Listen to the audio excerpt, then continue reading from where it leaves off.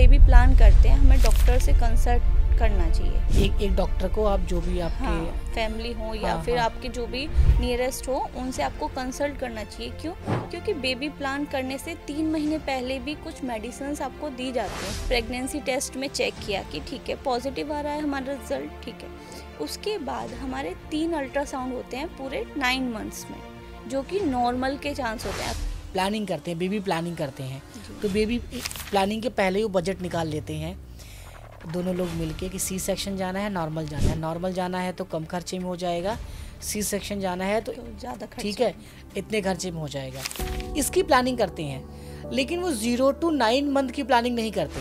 आप ये नहीं कि सिर्फ हम नॉर्मल ट्राई कराएं, नॉर्मल भी ट्राई करते हैं तो मिनिमम से मिनिमम 6 से 12 घंटे ट्राई कराना चाहिए। सिर्फ ऐसा नहीं कि 24-24 घंटे ट्राई कर रहे हैं फिर भी नहीं हो रहा, फिर सी सेक्शन की तरफ जाते हैं तो बहुत दिक्कत हो जाती है, बच्चे को भी दिक्कत होती है। बहुत सारी चीज़ें होती हैं कि ऑर्गेनिक फूड वो लें या कुछ आयुर्वेदिक दवाइयाँ लोग सजेस्ट करते हैं, तो ये क्या उनको लेना चाहिए अगर कोई नियर एंड डियर उनको सजेस्ट कर रहा है तो? मैडम आपका एक वीडियो देखा था मैंने, ठीक है, जब आप आई थी उस दिन भी और कल भी। आपके यूट्यूब पे 20 सब्सक्राइबर हैं शायद जी सर। लेकिन एक वीडियो है जिसमें 19 लाख व्यूज़ गए हैं। फीमेल की एक प्रॉब्लम है जिसको बोलते हैं लिकोरिया। जी सर। आपने उस पर वीडियो बनाया है, और एक बार ये बताएं कि ये है क्या, और अभी के टाइम में ये बहुत ज़्यादा सुनने में मिल रहा है कि हाँ हर 5 में से एक महिला इसकी शिकार है। प्लीज़। लिकोरिया सर एक बहुत कॉमन डिसीज़ हो गई है फीमेल्स में, चाहे वो मैरिड हो चाहे अनमैरिड फीमेल हो। अच्छा। हाँ, कॉमन इसलिए हो गई है, बहुत सारी चीज़ें अफेक्ट करती हैं। ठीक है। एक तो है कि भाई उसके पीछे रीजंस, कारण क्या है कि क्यों हो रही है ये इतना। ठीक है। उसमें कारण है आपके हार्मोनल डिसबैलेंस के कारण। ठीक है। ठीक है, जब जो फीमेल्स हैं या लेडीज़ है जो अनमैरिड होती है, हाँ, तो उसमें हार्मोनल चेंजेस काफ़ी आते हैं। ठीक, एज के हिसाब से। एज के हिसाब से। हाँ। फिर दूसरी चीज़ होती है इन्फेक्शन। ओके। पुअर हाइजीन के कारण जो फीमेल्स नहीं रख पाती हैं या फिर किसी भी रीज़न से वो हाइजीन नहीं रख पाती हैं, उस कारण से हो सकता है। सेकंड नेक्स्ट कारण होता है कि जो न्यूट्रिशन, जो लेडीज़ हैं या फीमेल्स हैं, अनमैरिड भी है, उसको न्यूट्रिशन वो सही से नहीं ले पा रही है, या तो वो डाइटिंग के चक्कर में या किसी और रीज़न से, या उसको फैमिली इतना अफोर्ड नहीं कर पा रही है या सही से वो न्यूट्रिशन नहीं ले रही है, या फास्ट फूड के चक्कर में वो पूरा उसको न्यूट्रिशन बैलेंस डाइट नहीं मिल पा रही है, उसके रीज़न से भी ये कंडीशन आती है। ठीक है। बहुत सी कंडीशंस होती हैं, जैसे पीसीओएस की कंडीशन है, एंडोमेट्रोसिस है, या फिर जो नॉर्मल चीज़ें होती हैं जैसे मेंस्ट्रुअल साइकिल है, या प्रेगनेंसी में जब ये कंडीशन होती है उसके कारण से भी ये कंडीशन होती है। तो सर लिकोरिया एक तो डिजीज़ है, अभी हम उसको डिजीज़ मान रहे हैं, लेकिन इन जो फीमेल्स हैं वो डिफ्रेंशिएट नहीं कर पाती हैं कि लिकोरिया क्या बीमारी है, और अगर हम नॉर्मल भी अगर सफ़ेद पानी जाता है या नॉर्मल लिक्विड भी जाता है तो हम उसको डिफ्रेंशिएट कैसे करें। ठीक है। तो एक होता है जब नॉर्मल मेंस्ट्रुअल साइकिल के दौरान या प्रेगनेंसी के दौरान एक थिन जो लिक्विड जाता है वो नॉर्मल कंडीशन होती है। ठीक है, लेकिन जब लिक्विड कंडीशन में होती है वही लिक्विड थिक हो जाता है, येलो डिस्चार्ज होता है और उसमें से बैड स्मेलिंग आनी स्टार्ट हो जाती है। तो वो एक साइन है, ये सारे सिम्टम्स हैं कि भाई ये एक डिजीज़ कंडीशन है, इसको हमें डॉक्टर से कंसल्ट करना चाहिए। ओके। अब ये कारण बहुत सारे हो सकते हैं, पुअर हाइजीन के कारण हो सकता है, हार्मोनल डिसबैलेंस के कारण हो सकता है, या आपके न्यूट्रिशन के कारण हो सकता है। ठीक है। किसी भी डिजीज़ कंडीशन के कारण से हो सकता है। तो बहुत सारे कारण हैं जिसके वजह से लिकोरिया की कंडीशन आजकल हमें कॉमन देखने को मिल रही है। ओके, सो यानी कि ये है कि उनको अपने डे टू जो रूटीन है एक तो प्रॉपर उसको सही करना चाहिए, और अगर ये उनको लग रहा है बीमारी है तो इमीडिएट डॉक्टर को जाके वो चेकअप कराए। बिकॉज अच्छा, क्या इससे कोई और अलग बीमारी भी कनेक्ट होती है, मान लो जो राइट टाइम पे डायग्नोज नहीं हो पाया, तो और क्या क्या खतरा हो सकता है बीमारी? बहुत सारी कंडीशंस हैं, जैसे कि एसटीआई जिसको कि हम सेक्सुअली ट्रांसमिटेड डिसीज बोलते हैं, उसमें भी कन्वर्ट हो सकती है। है ना, बहुत सारी चीज़ें, क्योंकि हमारा जो जेनाइटल एरिया है या पार्ट है तो वहाँ से सारी चीज़ें एक तरीके से कॉम्बिनेशन है। अगर हमारे यूट्रस में कोई प्रॉब्लम है, हमारे सर्विक्स में कोई प्रॉब्लम है, या हमारे वेजाइना में कोई प्रॉब्लम है, तो वो तीनों एक दूसरे से जुड़ी हुई हैं। कोई भी प्रॉब्लम होगी तो वो पूरा ही पार्ट हमारा डैमेज होगा या उसमें कोई डिजीज़ कंडीशन होगी। हाँ, अगर अगर अगर वो अर्ली एज में या अगर समझ में आता है, वो डॉक्टर को कंसल्ट नहीं करती, तो आगे चल के और सीरियस बीमारी कुछ हो सकती है। क्या इससे प्रेगनेंसी पे भी इम्पैक्ट होता है? जी, अच्छा। इम्पैक्ट होता है। क्यों? क्योंकि देखो, जो वाइट पानी जिसको हम सफ़ेद पानी हाँ, बोल रहे हाँ, हैं या हाँ। लिक्यूरिया बोल रहे हैं, वो बैक्टीरियल इन्फेक्शन हो सकता है या फंगल इन्फेक्शन हो सकता है।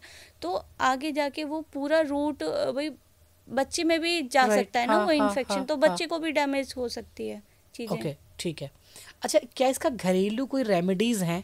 जैसे आपने कहा कि उसका लाइफस्टाइल हो सकता है, जो आजकल लोग फास्ट फूड कर रहे हैं, खा रहे हैं बहुत ज़्यादा, रूटीन सही नहीं है लोगों का, सोने का समय नहीं है, उठने का समय नहीं है, पानी कम पी रहे हैं, जी। ऑर्गेनिक चीज़ें नहीं खा रहे हैं, सब मार्केट का खा रहे हैं। तो क्या ये भी मेन रीज़न हो सकते हैं इन सब के पीछे? ये भी रीजंस है। अगर हम लाइफस्टाइल चेंजेस करते हैं तो बहुत हद तक ये चीज़ों को रोका जा सकता है, ये कम हो सकती हैं चीज़ें। ओके। सिर्फ अगर बैक्टीरियल इन्फेक्शन है या फंगल इन्फेक्शन है, हम उसका अगर छोटे पे भी डायग्नोस हो जाता है तो वो कम हो जाएंगी। जैसे अगर बैक्टीरियल इन्फेक्शन है तो हम उसके लिए मेडिसिन कंसल्ट कर सकते हैं डॉक्टर बिल्कुल, से। ठीक है। फंगल इन्फेक्शन है तो वो डॉक्टर, आप जो भी आसपास के डॉक्टर हैं, आप उनको कंसल्ट कर सकते हैं, तो वो डिजीज़ वहीं की वहीं सही भी हो जाती है।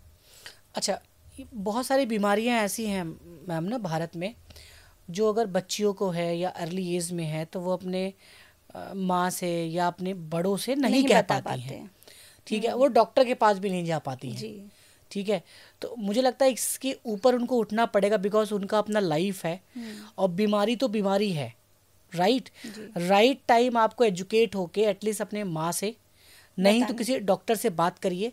अच्छा, ये कौन से डॉक्टर देखते हैं इन सब बीमारियों को? ये गायनेकोलॉजिस्ट होते हैं। अच्छा। ठीक है, या तो वो मेल हो सकते हैं या फीमेल हो सकते हैं। ठीक देखिए है। बहुत सी लेडीज हैं, है ना, वो घबराती हैं, अरे नहीं बहुत हम तो ज़्यादा, मेल हाँ, डॉक्टर हाँ, को हाँ, नहीं बता पाएंगे। हाँ, तो हाँ, लेडीज डॉक्टर भी हैं, ऐसा नहीं है कि लेडीज डॉक्टर नहीं है। आप उनको अपनी परेशानी सारी बता सकते हैं। ओके। बहुत से पेशेंट हेजिटेट करते हैं, नहीं बताते हैं। हम खुद उनसे बार बार पूछते हैं कि ये कंडीशंस थी, वही बदबू भी आ रही थी, क्या ये भी हो रहा था? तो जब वो जाके बताते तो थोड़ा सा भी हेजिटेशन है इन सब चीज़ों को लेके कि नहीं नहीं अपने आप ठीक हो जाएगा, नहीं बताऊं मैं। पेरेंट्स को ही नहीं बताते काफ़ी टाइम तक, तो वही चीज़ है। पर हेजिटेशन को कम करनी चाहिए, ये सारी चीज़ें नॉर्मल भी हैं, बतानी चाहिए। हाँ, और मुझे लगता है हेल्थ को लेके अगर आप सीरियस नहीं होंगे, कल को और अगर एसओएस कंडीशन में चला जाएगा, तब तो आप फिर चूज़ भी नहीं कर पाओगे। जी जी। ठीक है, फिर तो वो जिस लेवल पे ऑपरेट होगा उसी लेवल पे ऑपरेट होगा। फिर जैसे हमारे बॉडी के और पार्ट्स है वैसे ही वही है, पर इसको जो है सोसाइटी ने अलग कि नहीं भाई इसके बारे में बात नहीं करनी हाँ, है, हाँ, ये हाँ। सारी चीज़ें थोड़ा सा वो कर दिया है। नहीं तो सेम ही है भाई, आपको कोई अगर टीबी होती है या आपको कोई और प्रॉब्लम, फीवर होता है, तो आप डॉक्टर के पास जाते हैं बिल्कुल ना। बिल्कुल बिल्कुल जाते हैं। तो वही सेम चीज़ है। ओके, सो आपका जो अभी एक्सपीरियंस रहा है, आपने ऑपरेट किया है, आपने नॉर्मल ऑपरेट भी किया है, सी सेक्शन भी किया है, तो अभी एक सिचुएशन चल रहा है लोगों के लिए, जब वो प्लानिंग करते हैं, बेबी प्लानिंग करते हैं, तो बेबी प्लानिंग के पहले ही वो बजट निकाल लेते हैं दोनों लोग मिलके कि सी सेक्शन जाना है, नॉर्मल जाना है। नॉर्मल जाना है तो कम खर्चे में हो जाएगा, सी सेक्शन जाना है तो ज़्यादा खर्चा ठीक है, इतने खर्चे में हो जाएगा। इसकी प्लानिंग करते हैं, लेकिन वो 0 to 9 मंथ की प्लानिंग नहीं करते कि हमें अपना 0, 1, 2, 3, 4, 5 कैसे प्लान करना चाहिए जिससे कि पॉसिबिलिटी नॉर्मल की बने मोस्ट ऑफ। जी। बिकॉज कुछ रेमेडीज ऐसी होती होंगी घरेलू जिससे नॉर्मल तक जाए, तो उस पर हम आपसे ये बात करेंगे कि नॉर्मल या सी क्या ज़्यादा सेफ होता है, क्या ज़्यादा सही होता है, और लोगों को इतना कन्फ्यूज़न क्यों है इस पर। देखिए दोनों ही कंडीशंस अलग अलग हैं, नॉर्मल ठीक है। डिलीवरी भी है, सी सेक्शन भी है। ठीक है। लेकिन डिपेंड करता है पर्सन पे कि भाई जो फीमेल्स हैं उनकी क्या कंडीशंस है, क्योंकि बहुत से कॉम्प्लिकेशंस भी आते हैं जिसके कारण से सी सेक्शन भी करना पड़ता है। ठीक है। बहुत से ऐसे हैं कि नॉर्मल डिलीवरी भी हो जाती है, बट हमें उन कॉम्प्लिकेशंस को देखना चाहिए, डॉक्टर से कंसल्ट करना चाहिए कि भाई क्या हम नॉर्मल की तरफ जाएं या हम सी सेक्शन की तरफ जाएं। ठीक है। तो ये नहीं कि नहीं हमें सिर्फ नॉर्मल के पीछे ही भागना है, नहीं। देखिए कंडीशंस या कॉम्प्लिकेशंस पे डिपेंड करता है, बहुत सी होती है। देखिए अगर बच्चे जो बच्चा है वो पानी की थैली में रहता है, अगर वो पानी का थैली कम है, उसमें लिक्विड कम है, तो बच्चा सांस नहीं ले पाएगा, तो उसको जल्दी से जल्दी हमें ऑपरेट करके निकालना होगा। अगर नॉर्मल कंडीशन हो पा रही है, बच्चे की भी थैली पूरी है, बढ़िया है, और सर्विक्स की भी जो डायलेशन है वो सही है, तो हम नॉर्मल के बढ़ सकते हैं। बहुत सारी और भी कंडीशंस होती हैं, जैसे बच्चे का वेट ज़्यादा है, जैसे 3.5 किलो है या 4 किलो है, तो उसमें भी एक थोड़ा सा रिस्क होता है नॉर्मल के लिए। अगर प्राइमरी पेशेंट है, पहला बच्चा है, और अगर हैवी वेट है बच्चे का, किसी भी रीज़न से, भाई एनवायरनमेंट अच्छा उनको दिया है, तो आपको एक बार डॉक्टर से कंसल्ट करना चाहिए कि हम दोनों के लिए रेडी हैं। ठीक है। आप ये नहीं कि सिर्फ हम नॉर्मल ट्राई कराएं, नॉर्मल भी ट्राई करते हैं तो मिनिमम से मिनिमम 6 से 12 घंटे ट्राई कराना चाहिए। सिर्फ ऐसा नहीं कि 24 घंटे ट्राई कर रहे हैं फिर भी नहीं हो रहा, फिर सी सेक्शन की तरफ जाते हैं तो बहुत दिक्कत हो जाती है, बच्चे को भी दिक्कत होती है। तो यही चीज़ है कि हमें दोनों को वो करना चाहिए, नॉर्मल भी और सी सेक्शन भी। डिपेंड करता है कि बच्चे की और माँ की क्या कंडीशंस है। माँ को हाइपरटेंशन तो नहीं है, बीपी ज़्यादा बढ़ जाता है, उसकी कंडीशन से सीजर्स आना शुरू हो जाते हैं, कन्वर्जल्स शुरू हो जाते हैं फीमेल्स को, जो माँ हैं उनको। और भी बहुत सारी कंडीशंस होती हैं, डायबिटीज़ की कंडीशन होती है फीमेल्स में, ठीक है, जिसको कि हम मेडिकल नॉलेज में एक प्री एक्लेम्शिया और एक्लेम्शिया बोलते हैं। ये बहुत सीवियर कंडीशन है जिसमें कि अगर हो जाता है तो नॉर्मल के चांस कम से कम होते हैं। कुछ बच्चे की पोजीशंस होती हैं, अगर बच्चा सिफेलिक होता है, सिफेलिक मतलब बच्चे का सिर नीचे और बटेक्स वाला पार्ट ऊपर होता है, तो बच्चे के नॉर्मल होने के चांसेस पूरे होते हैं, अगर कोई कॉम्प्लिकेशन ना हो तो। अगर बच्चा ब्रीच कंडीशन में है, मतलब बच्चे का बटेक्स पहले है और सिर ऊपर है, तो उस कंडीशन में ऑपरेशन की कंडीशंस होती हैं। ट्रांसवर्स पोजीशन होती है और ऑब्लिक कंडीशंस होती है। ट्रांसवर्स में बच्चा तिरछा होता है, तो सिर इधर और पैर इधर, बीच का पोर्शन होता है, और ऑब्लिक में बच्चा तिरछा होता है। तो इन जो ब्रीच है, ऑब्लिक है और ट्रांसवर्स कंडीशंस हैं, इनमें ऑपरेशन के चांस ही होते हैं, नॉर्मल के कोई चांस नहीं होते हैं। अगर ब्रीच में 1% हम ले सकते हैं कि अगर सेकंड है, थर्ड है बच्चा, उसके पहले नॉर्मल डिलीवरी हुई है, तो 1% चांस ले सकते हैं कि हाँ ब्रीच बच्चा नॉर्मल हो सकता है, लेकिन वो भी रिस्की होता है। क्यों होता है? क्योंकि जो हमारा हेड वाला पार्ट होता है बच्चे का, वो सबसे बड़ा पार्ट होता है। अगर वो पहले डिलीवर हो जाता है तो उसके बाद पूरा बॉडी पार्ट जो है वो आसानी से आ जाता है, लेकिन अगर हेड ही नहीं निकलता है तो दिक्कत की बात होती है, तो उसमें फिर फंस जाते हैं बीच में। मतलब स्ट्रगल काफ़ी होता है जी। अच्छा, यही रीज़न होता है कि अच्छा किस केस में ना बहुत सारे देखते हैं बच्चों के सर मतलब थोड़े चिपक जाते हैं, टेढ़े हो जाते हैं ना, सूज जाते हैं। हाँ, वो क्या रीज़न हो जाता है? वही होता है कि जब फीमेल्स, एक तो प्राइमरी पेशेंट में ज़्यादातर होता है, फीमेल्स को पता नहीं रहता है कि दर्द कैसे लेने हैं, क्या टेक्निक यूज़ करनी है, किस तरीके से हमें जो प्रेशर है या कॉन्ट्रैक्शन है वो नीचे की तरफ करने हैं। तो उस चक्कर में पहले शुरुआत के टाइम 2-4 घंटे या 6 घंटे तक फीमेल्स अच्छे पेन लेती हैं जब उनको कॉन्ट्रैक्शंस आते हैं, लेकिन धीरे धीरे जैसे ही सर्विक्स का डायलेशन होता जाता है, बच्चा पुश होना स्टार्ट हो जाता है, बच्चा भी अंदर से पुश जोर लगाता है, तो उस कंडीशन में फिर लेडीज़ थक जाती है, थोड़ा सा ये बोल सकते हैं, तो उस पर उतना प्रेशर नहीं लगाया जाता है, तो जिस कारण से तो बच्चे का जो माँ का जो सर्विक्स होता है और बच्चे का जो सिर होता है वो वहाँ फंस जाता है।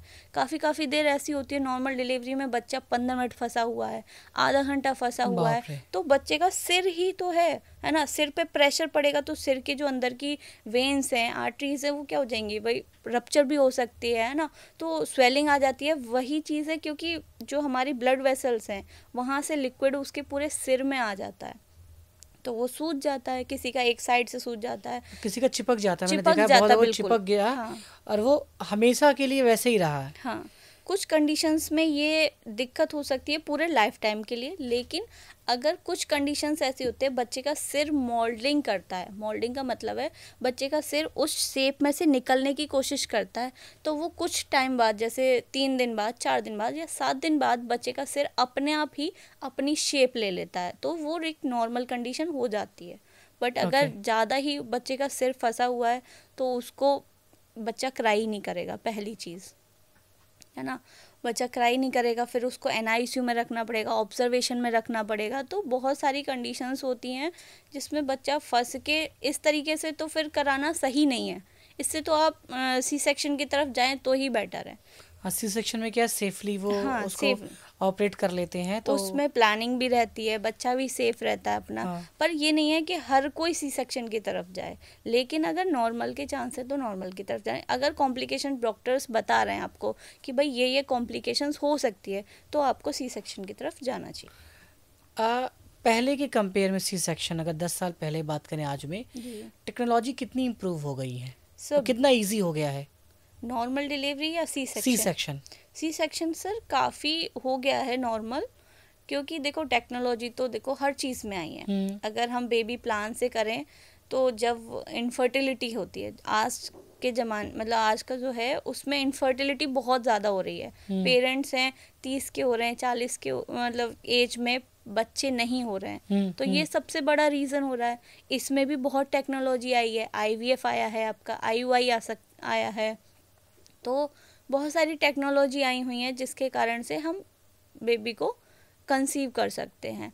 और ऐसे ही सी सेक्शन अब बहुत कॉमन हो गया है, हर हॉस्पिटल हर नियर बाई सिटी में अवेलेबल होते हैं, सर्जन्स अवेलेबल होते हैं जो आसानी से सी सेक्शन कर सकते हैं। इसलिए भी सी सेक्शन में लोग नहीं अभी तक मतलब मोटिवेट कर पाते हैं। उनको लगता है कि जो घाव बनता है वो रिकवर होने में बहुत टाइम लग जाता है। जी जी। राइट। और उसके बाद महंगा काफ़ी है, कॉस्टली बहुत है, बहुत कम लोग उसको अफोर्ड कर पाते हैं कि सी सेक्शन। तो क्या गवर्नमेंट की तरफ से कोई स्कीम या कुछ ऐसा होता है कि जहाँ सी सेक्शन बहुत सस्ता हो या बजट में हो लोगों को? जी, मैं आपको बताना चाहूँगी, जो गवर्नमेंट में है, अगर नॉर्मल डिलीवरी हो रही है या फिर सी सेक्शन भी हो रहा है तो वो पूरा ही फ्री है सरकार की तरफ से। अगर आप उनके सब सेंटर या कम्युनिटी हेल्थ सेंटर या डिस्ट्रिक्ट हॉस्पिटल में अगर जाती हैं फीमेल्स, तो उनकी नॉर्मल डिलीवरी हो या सी सेक्शन हो, वो सारा ही फ्री रहता है। और गवर्नमेंट कुछ ऐसी योजनाएं हैं गवर्नमेंट की, खुद गवर्नमेंट उल्टा उनको पैसे भी देते हैं। देखिए जैसे कि JSY है, जननी सुरक्षा योजना है, जो गवर्नमेंट की स्कीम है, उसके तहत जो भी प्रेग्नेंट लेडीज़ है उसको 1400 रुपये मिलेंगे। ओके, ठीक है। अगर वो गवर्नमेंट ने डिलीवरी कराती है तो। ठीक है। अगर वो उसका सी सेक्शन होता है चाहे नॉर्मल हो, दोनों ही फ्री कंडीशंस होती हैं। ओके जी। लेकिन अब अभी ना लोग गवर्नमेंट हॉस्पिटल में जाना बहुत कम पसंद करते हैं। उनको लगता है कि बात ना बड़ा सेंसिटिव है, बच्चे की बात है, तो लोग क्या सरकारी हॉस्पिटल में जाना ही पसंद नहीं करते, इतना भरोसा नहीं कर पाते। हाँ, मैं जानती हूँ, क्योंकि देखिए प्राइवेट में भी केस बिगड़ते हैं, गवर्नमेंट में भी केस बिगड़ते हैं, लेकिन गवर्नमेंट का हल्ला ज़्यादा हो जाता है कि भाई ये चीज़ है।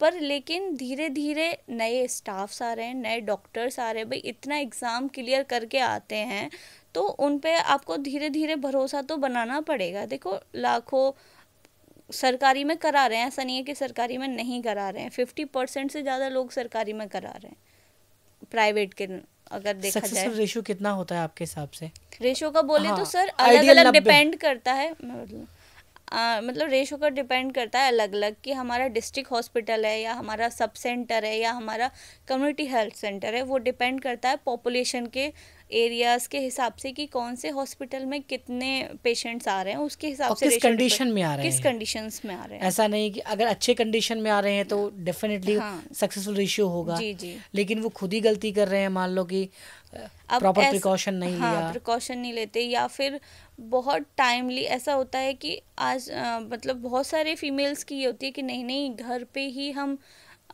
बाद में चलेंगे, वो अपना पूरा काम ख़त्म करती हैं, है ना। तो उसमें भी दिक्कत हो जाती है अगर आप लेट आ रहे हैं। बिल्कुल डिलीवरी आजकल क्या हो रहा है, बहुत सारी कंडीशंस देखी जाती हैं, एम्बुलेंस में हो जाती हैं, है ना, टाइमली हॉस्पिटल भी नहीं पहुंच पा रहे हैं, तो वो भी कंडीशंस है। ये सब चीज़ ध्यान रखनी चाहिए फैमिली मेम्बर्स को भी, खुद जो प्रेग्नेंट फीमेल्स हैं कि टाइम से ही उनको वो करें कि हॉस्पिटल हमें टाइमली जाना चाहिए। ऐसे कौन कौन से रिपोर्ट्स हैं या टेस्ट हैं जो लोगों को इग्नोर नहीं करना चाहिए, कराना ही चाहिए? मैं बताना चाहूँगी, जब से कंसीव हो, पहली बात तो कंसीव पहले से ही हमें, जब हम बेबी प्लान करते हैं, हमें डॉक्टर से कंसल्ट करना चाहिए। एक डॉक्टर को आप जो भी आपके हाँ, फैमिली हो या हाँ फिर हाँ आपके जो भी नियरेस्ट हो, उनसे आपको कंसल्ट करना चाहिए। क्यों?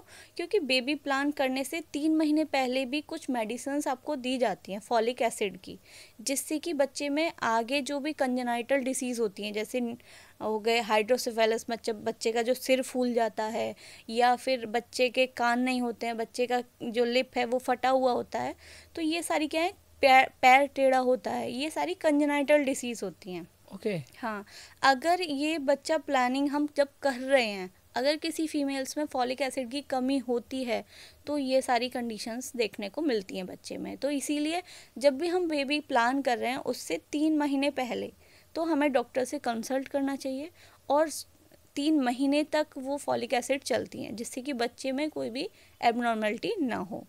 दूसरी चीज़, जब कंसीव होता है, ठीक है, कंसीव हो गया, हमने भाई प्रेगनेंसी टेस्ट में चेक किया कि ठीक है पॉजिटिव आ रहा है हमारा रिजल्ट, ठीक है, उसके बाद हमारे 3 अल्ट्रासाउंड होते हैं पूरे 9 मंथ्स में, जो कि नॉर्मल के चांस होते हैं। अगर आपके कोई कॉम्प्लिकेशन है तो डॉक्टर आपको बताते हैं ज़्यादा अल्ट्रासाउंड के लिए, लेकिन हम नॉर्मली 3 अल्ट्रासाउंड कराते हैं। एक अल्ट्रासाउंड होता है अर्ली प्रेगनेंसी में, जिसमें कि हम 5 से 10 वीक पे जो होता है, उसमें हम बच्चे का हार्ट जो है वो चेक करते हैं कि बच्चे की हार्ट की एक्टिविटी आई है या नहीं आई है।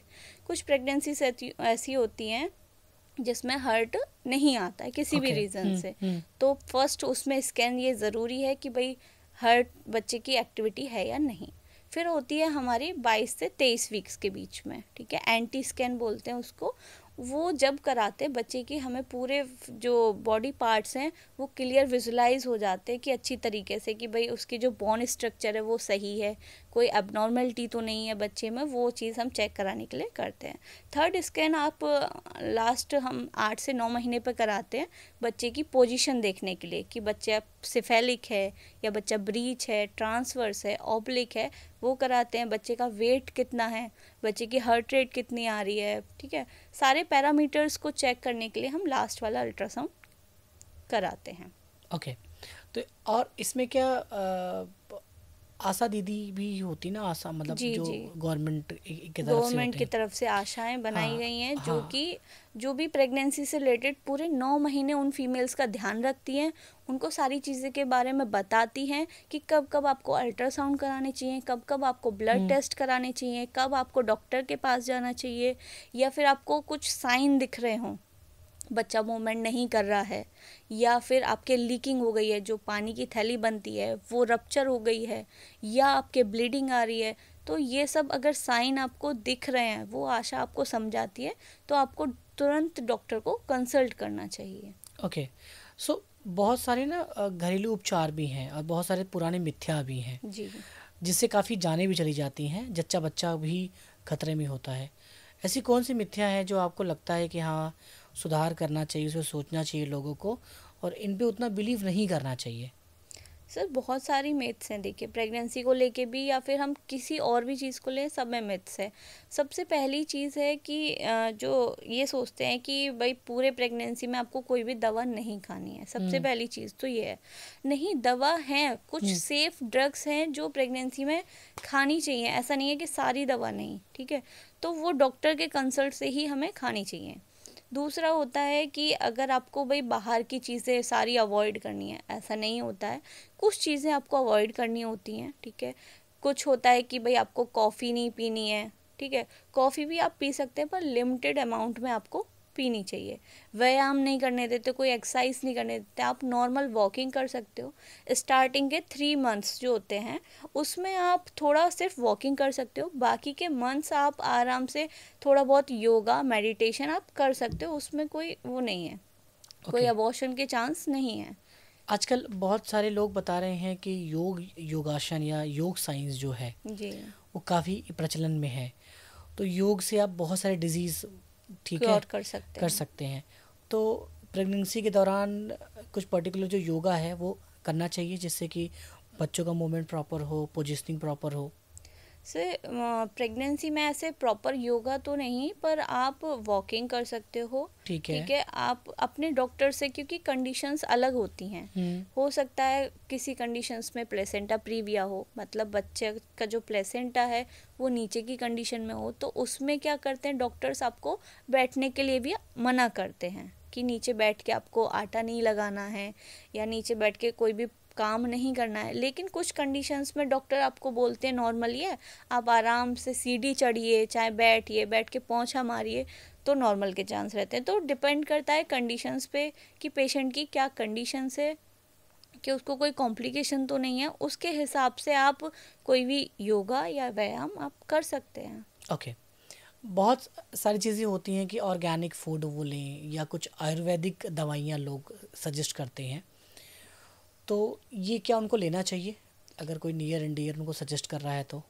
सर डिपेंड करता है, वही मैं आपसे वही कहूँगी कि डिपेंड करता है पेशेंट की क्या कंडीशन है। ओके। किसी को आयुर्वेदिक सूट करता है, देखिए उसके कोई भी साइड इफेक्ट नहीं होते हैं। राइट। लेकिन डिपेंड करता है कि पेशेंट की क्या कंडीशंस है उस टाइम पे, कि अभी उसके 3 मंथ्स हैं, 5 मंथ्स हैं, किसी के 9 मंथ्स हैं, तो डिपेंड करता है उसकी क्या कंडीशन चल रही है, क्या उसको प्रिकॉशंस के लिए बोले गए हैं, क्या चीज़ उसको एलर्जी कर रही है, वो सारी चीज़ें पेशेंट पे डिपेंड करते हैं, कंडीशन टू कंडीशन अलग अलग। तो मैं ऐसे कोई भी चीज़ रिकमेंड नहीं करूँगी कि आयुर्वेदिक भाई ठीक है या फिर नहीं ठीक है। वो आप अपने किसी भी नियरेस्ट डॉक्टर से आप कंसल्ट कर सकते हैं अपनी कंडीशंस बताने के बाद। ओके।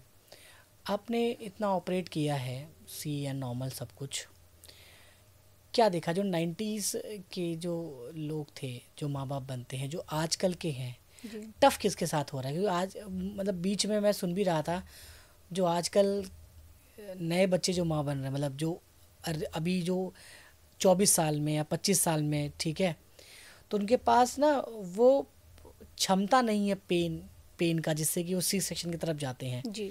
तो क्या ये सही है या मतलब? देखिए ये चीज़ सही तो नहीं है, क्योंकि आजकल लाइफस्टाइल बहुत ज़्यादा मैसी हो गई है। ओके। है ना, क्योंकि जो फीमेल्स हैं वो सिर्फ ऑफिस वर्क कर रही हैं या फिर बैठ के ही सारा काम कर रही हैं। हाँ, ठीक है। हाँ। पहले क्या थे, पहले लोग खुद मिक्सी मतलब हाथ से चकरा करके पीसते थे, पोंछा खुद लगाते थे, सब वो समझो सब रेमेडीज था, सब हाँ वो सब तरीके वो थे। रेमेडीज थी सारी हाँ, चीज़ें। हाँ, हाँ। क्यों, अब क्या करती हैं जो फीमेल्स हैं, वो जिम में जाके थोड़ा बहुत एक्सरसाइज करती हैं। वही सेम चीज़ पहले के लोग क्या करते थे, घरों में जाके घर में ही अपना इतना काम कर लेते थे कि हाँ, उनको उसकी किसी की हाँ, ज़रूरत नहीं कई बार पड़ती थी। उठना बैठना, ये बैठना, करना सीढ़ी वो चढ़ना, करना। पानी लेकर आना, वो सारी चीज़ें भी यही चीज़ें कि उससे इम्पैक्ट पड़ा है, कि उससे नॉर्मल चांसेस, जो गाँव की लेडीज़ होती हैं जो काम करती रहती हैं ना लेडीज़, उनके नॉर्मल के चांसेस बहुत ज़्यादा होते हैं। लेकिन जो सैनिटरी लाइफस्टाइल जी रहे हैं कि भाई बस प्रॉपर बैठना ही है पूरे टाइम, कोई काम नहीं कर रहे हैं, तो उनमें सी सेक्शन होने के ज़्यादा चांस रहते हैं। ओके। आज तो मैम चलिए टेक्नोलॉजी आ गई है, एक्सपर्ट्स आ गए हैं, हम इतनी बातें कर रहे हैं।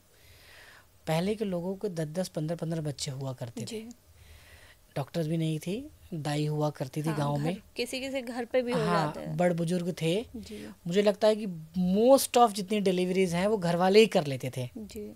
ठीक है। तो ऐसा क्या था, मतलब ओवर द ओवर ईयर जैसे हम आगे बढ़ते चले गए, लोग एक से दूसरी बेबी प्लान नहीं कर पा रहे हैं। सर वही चीज़ है, देखो एक तो लाइफस्टाइल सबसे ज़्यादा वो इम्पैक्ट कर मेन आप लाइफस्टाइल को लाइफस्टाइल है, हैं। कुछ न्यूट्रिशन है उनका, है ना, पूरी चीज़ें हैं कि सारी चीज़ें हैं। पहले खान पान भी अच्छा था, लोग खेतों से सारी चीज़ें खाते थे। आजकल सब चीज़ में आपको पता मिलावट आ रही है, लोग फास्ट फूड की तरफ ज़्यादा जा रहे हैं। तो सारी चीज़ें हैं कि उसके कारण से भी इम्पैक्ट पड़ रहा है, इनफर्टिलिटी पे, हर चीज़ पे इम्पैक्ट पड़ रहा है। ओके। अभी लोग ना प्लानिंग लेट कर रहे हैं, एक तो शादी लेट कर रहे हैं। जी। ठीक है।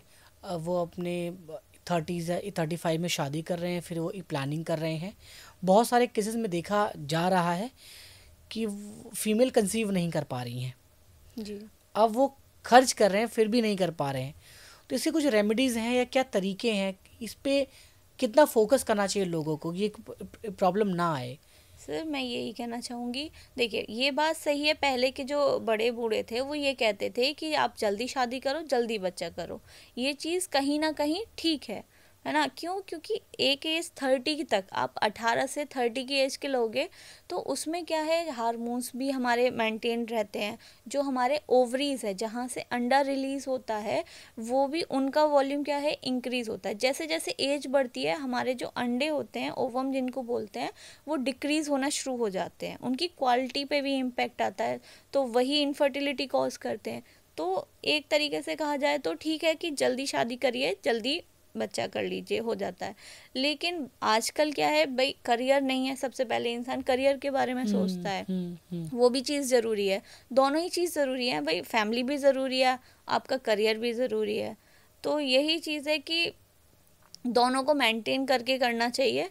आप 30 के अब भी मत जाइए कि भाई आप 35 हो फिर उसके बाद शादी कर रहे हो फिर उसके बाद बच्चा, तो फिर आपको प्रॉब्लम्स आएंगी ही आएंगी। हाँ, ऐसा कुछ करिए, 30 से पहले आप शादी कर लिए। 30 से पहले बहुत ज़्यादा चांसेस रहते हैं कि आपके दोनों मेल और फीमेल में जो हार्मोन्स हैं या उनके जो स्पर्म है या ओवम है वो बढ़िया रहते हैं, क्वालिटी उनकी अच्छी रहती है, कंसीव इजीली कर लेते हैं अगर आपको कोई प्रॉब्लम नहीं है तो। हाँ, मतलब जो आज की लाइफ स्टाइल है उसमें तो मुझे लगता है और जल्दी कर लेना चाहिए, अदरवाइज तो और भी प्रॉब्लम आएंगी। जी, ठीक आ है। रही हैं कपल्स को प्रॉब्लम, सबसे मेन यही प्रॉब्लम्स आ रही हैं हाँ, मोस्ट ऑफ इनफर्टिलिटी की। स्ट्रेस भी क्या इसका रीज़न है? हाँ, स्ट्रेस सबसे मेन रीज़न है इसको। स्ट्रेस तो सबसे है, क्योंकि हर, अब क्या है, हर छोटी छोटी बात पे स्ट्रेस ले लेते हैं कि अरे ये नहीं हुआ, ऐसे कैसे हो गया। किसी ने कुछ बोल दिया स्ट्रेस, हाँ कुछ हो गया स्ट्रेस। हाँ, फैमिली के स्ट्रेस हाँ, या हाँ। ऑफिस का स्ट्रेस, पूरा सारी चीज़ें स्ट्रेस पे भी है, सारी चीज़ें। हस्बैंड वाइफ खुद ही स्ट्रेस हो गए हैं। हाँ, दोनों में लड़ाई होती है। हाँ। पहले क्या थे कि भाई काम से आते थे दोनों, बात करते थे, अपना खाते थे बैठ के आराम से मिल बांट के, पहले फैमिली में एक साथ खाना खाते थे। अब क्या है, कभी कोई खा रहा है सुबह के टाइम खा रहा है, कोई ऑफिस जा रहा है तो उस टाइम खा रहा है, तो उस पर भी इम्पैक्ट पड़ता है। हाँ, मतलब अब मुझे लगता है किसी भी चीज़ का ना कोई फिक्स टाइम नहीं है। हाँ, लोगों ने अलग अलग अपने लाइफस्टाइल बनाए हैं। बनाई हुई है। और अच्छा, ये सारी चीज़ें क्या पेट की कुछ कमी से भी कनेक्ट है? पेट का कनेक्शन इससे कैसे है? पेट से है सर, जो भी चीज़ अगर हम खा रहे हैं, हाँ, देखिए एक तो होती है जो हम डाइटिंग करते हैं, ठीक ठीक है, है। तो उसको क्यों बोलते हैं इंटरमिटेंट फास्टिंग, क्यों बोल रहे हैं, क्योंकि एक तो है जो वो है 10 बजे उठ रहे हैं आप, रात को 12 बजे सो रहे हैं, ठीक है, तो वो पूरा आपका एक तो सोने का साइकिल चेंज हुई, एक आपके खाने की पूरी साइकिल चेंज हुई, तो वो पूरा स्टोमक से, अगर आपका स्टोमक ही खराब होगा तो आपकी सारी चीज़ें खराब होंगी। आपको कॉन्स्टिपेशन हो सकता है, आपको अल्सर हो सकता है, तो बहुत सारी चीज़ें हमारे स्टोमक पे भी डिपेंड करती हैं। और उससे फिर कहीं ना कहीं कुछ और बीमारी है तो और हाँ, ठीक और है, बढ़ती हैं और सेम। बढ़ती हैं। तो पूरे पॉडकास्ट में ये समझ में आया कि lifestyle the main reason challenging part. जी। अगर लोग आज लाइफस्टाइल अपना अच्छा कर लें तो बहुत सारी चीज़ें जो फ्यूचर में हो सकता है उनके ये प्रॉब्लम हो, वो नहीं होगा नहीं होगी। अगर वो अच्छे से कर लें। जी। मॉर्निंग उठना, थोड़ा हाँ, योगा करना।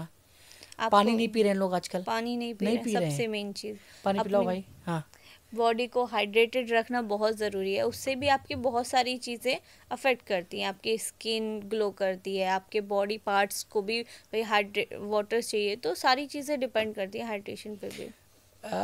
ड्यूरिंग द प्रेगनेंसी कितने लीटर पानी पीना चाहिए हमें एटलीस्ट?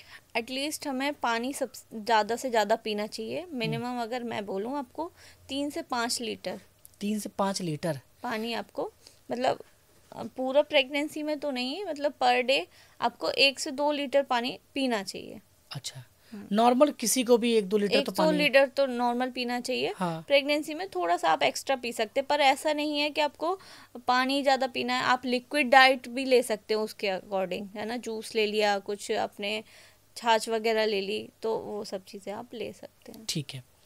अगर मान लीजिए पॉडकास्ट से कोई आपसे कंसल्टेंसी लेना चाहे जी तो वो ले सकता है? मैं आपका फॉर्म वगैरह दे दूंगा नीचे जी, कि हमारा ऐप है अच्छा। वर्षा नर्सिंग एकेडमी के नाम से, ठीक है, तो उस पे मैं कुछ तो नर्सिंग स्टूडेंट्स हैं ठीक उनको है। भी मैं पढ़ाती हूँ, ठीक है, कुछ अब प्रेगनेंसी के जो भी हैं कंसल्टेंसी उस पे भी स्टार्ट कर रहे हैं हम। जैसे आप ये है कि मान लीजिए कि कोई दूर से है, जी अगर कोई डॉक्टर से वो कंसल्ट कर रही है तो आपको as a consultant third party for validation जी वो आपसे कनेक्ट हो सकती हैं कि जी। मैडम ये रिपोर्ट है, मेरा ये मंथ चल रहा है, ठीक है या नहीं है। तो कोई आपसे कंटिन्यू 9 मंथ तक भी ले सकता है कंसल्ट कर सकते कंसल्टेंसी, जी, या जब उसको प्रॉब्लम है उस वक्त उस कनेक्ट हो टाइम गया, भी कनेक्ट जो कर भी प्रॉब्लम है वो बताया और आपने सोल्यूशन दिया और वो हो गया। सकते जी। तो ये बहुत हेल्प हो जाएगा लोगों को हाँ, भी। और क्योंकि सर बहुत सारे पेशेंट्स होते हैं वो डॉक्टर से जो चीज़ें उनके हैं, मतलब जो क्वेश्चंस रहते हैं वो नहीं पूछ नहीं पूछ पाते, पाते हैं, हाँ। क्योंकि डॉक्टर्स के पास बहुत इतना टाइम नहीं रहता कि वो आपकी सारी बातें सुने, आपके प्रॉब्लम्स को। ठीक है, जो मेन मेन चीज़ है वो आप पूछ लेते, लेकिन आपके मन में फिर भी बहुत सारे क्वेश्चंस रहते हैं, क्या मैं ये खाऊं नहीं खाऊं, है ना, क्या करना चाहिए क्या नहीं करना चाहिए। बहुत सारी चीज़ें हैं जो पेशेंट के मन में रह जाती हैं, वो नहीं कंसल्ट कर पाते हैं डॉक्टर से। तो एक वो ये भी है कि आप कंसल्ट कर सकते हैं। और रिपोर्ट भी डॉक्टर हाँ, इन डिटेल नहीं समझाते, हाँ, तो क्या होगा, वो डिटेल आप अच्छे से उनको बता सकती हैं, जी, एक एक चीज़ों को आपको फोकस करना चाहिए इस जी, पे। अगर मान लीजिए कहीं डॉक्टर कोई थ्रेट दे रहा है या कोई चालाकी कर रहा है किसी चीज़ में, हाँ, आजकल हो रहा है ना, क्योंकि ये बिजनेस है तो हो सकता है। जी, ठीक है, कुछ होते हैं ऐसे, तो होते हैं। उससे भी उनको ना हाँ, अलर्ट हो एक जाएंगे सेकंड वो। ओपिनियन भी हाँ, मिल सेकंड सकता है। ओपिनियन बहुत ज़रूरी है आज के हुँ, टाइम पे, बिकॉज वो उनके लिए एक स्पेशल मोमेंट है, बड़ा सेंसिटिव मैटर है। जी, ठीक है। और तो थर्ड ओपिनियन से, सेकंड ओपिनियन से ये होगा कि एटलीस्ट वो वैलिडेट कर पाएंगे कि उनको क्या आगे करना एक्शन है लेना क्या है, नहीं। क्या नहीं लेना है। जी, ठीक है। So thank you so much ma'am. और अब ये पॉडकास्ट किस दिशा में जाएगा, कैसे जाएगा, वैसे ही अगर पार्ट 2 लोग डिमांड करेंगे तो हम पार्ट 2 करेंगे, जी, पार्ट 3 करेंगे। बहुत सारी चीज़ें ऐसी थी जो और हम डिस्कस करते, लेकिन ऑडियंस को हम मौका देते हैं कि सवाल पूछें और वो बताएं कि हाँ उनको और क्या रिक्वायरमेंट चाहिए। बहुत सारी चीज़ें ऐसी हैं जो कि कैमरा पे मुझे लगता है डिस्कस करना सही नहीं होता है, जी, उसके लिए प्राइवेट कंसल्टेंसी ही ज़्यादा ठीक है, बिकॉज सेंसिटिव मैटर है ये। जी, ठीक है। तो आप मैम से कनेक्ट करिए, कोई भी प्रॉब्लम है, चाहे आप प्रिपरेशन कर रहे हो या कर चुके हो या ऑपरेट करने वाले कंडीशन में हो, किसी भी टाइम पे आप कनेक्ट कर सकते हैं। सेकंड ओपिनियन से होता क्या है कि आप वैलिडेट कर पाते हैं कि आप सही हैं या नहीं हैं। धन्यवाद। Thank you thank so you, much ma'am. Thank you sir.